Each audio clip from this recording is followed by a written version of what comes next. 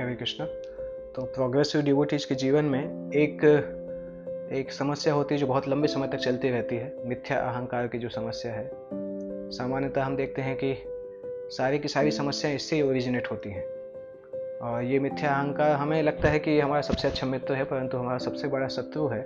ये कहलाता है कि हमारी जो इच्छा होती है यूनिक, अपने आप को यूनिक दिखाने की या इस प्रकार से दिखाने की कि somehow I am the special one, I am the chosen one, तो ये मिथ्या अहंकार के अंदर आता है। और इस कारण से हम देखते हैं कि भक्ति करते हुए भी ये इच्छा कई बार आती है कि हमें इच्छा होती है कि मैं सबसे अच्छा गाने वाला हूँ, या जब मैं गाऊँ तो लोग देखें, मैं इतना अच्छा तरीके से काम करूँ कि लोग मुझे नोटिस करें।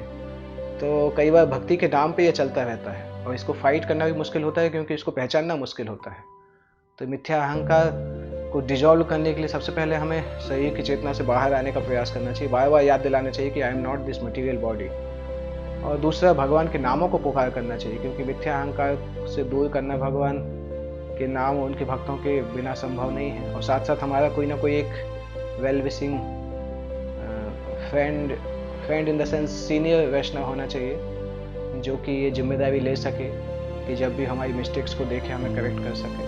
तो इस प्रकार से ध्यानपूर्वक अगर हम भक्ति करते हैं किसी के गाइडेंस में, भगवान के नामों का अच्छे से जप करते हुए, साधना पद्धति को अच्छे से पालन करते हुए, और साथ साथ ये याद दिलाते हुए कि मिथ्या अहंकार अगर हम इससे बाहर नहीं आएंगे तो हम भगवत धाम नहीं जा पाएंगे। क्योंकि मिथ्या अहंकार का मतलब है कि हम चाहते हैं कि हम इस संसार के केंद्र बिंदु हैं, भगवान कृष्ण केंद्र बिंदु नहीं है, हम केंद्र बिंदु हैं। या कृष्ण भी केंद्र बिंदु हो सकते हैं, परंतु एटलीस्ट हमारे सर्किल में तो हम कुछ हैं स्पेशल। तो ये मिथ्या अहंकार का सूचक होता है। बहुत सारे सूक्ष्म अलग अलग रूपों से ये सामने आता है, परंतु हमें इनसे सावधान रहना चाहिए।